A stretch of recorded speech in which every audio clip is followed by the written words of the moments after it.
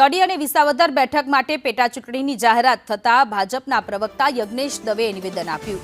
કડી અને વિસાવદર બેઠક પર ભાજપની જીત નિશ્ચિત છે। કડી ભાજપની પરંપરાગત બેઠક છે। કોંગ્રેસ ગમે એટલા પ્રભારી જાહેર કરે કોઈ ફરક નથી પડવાનો। ભાજપ લોકોની વચ્ચે રહેતો પક્ષ છે।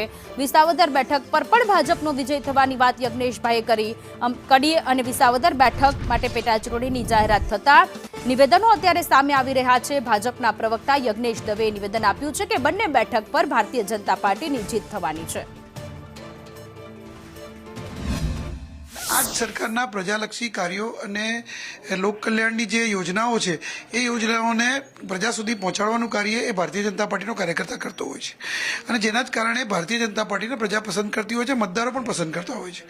અને આ ભારતીય જનતા પાર્ટીના ક્યારે પણ બીજા પક્ષની જેમ ચૂંટણી આવે એટલે તૈયારી કરવાની, ચૂંટણી આવે એટલે દોડવાનું એવું નથી હોતું, પરંતુ ભારતીય જનતા પાર્ટીનો કાર્યકર્તા એ સતત પ્રજાની વચ્ચે રહેતો કાર્યકર્તા છે અને એના જ કારણે ભારતીય જનતા પાર્ટીને સંપૂર્ણ વિશ્વાસ છે, પક્ષને સંપૂર્ણ વિશ્વાસ છે કે મતદારો બંને વિધાનસભાની અંદર પેટા ચૂંટણીમાં ભારતીય જનતા પાર્ટીના ઉમેદવારને જંગી બહુમતીથી વિજયી બનાવશે।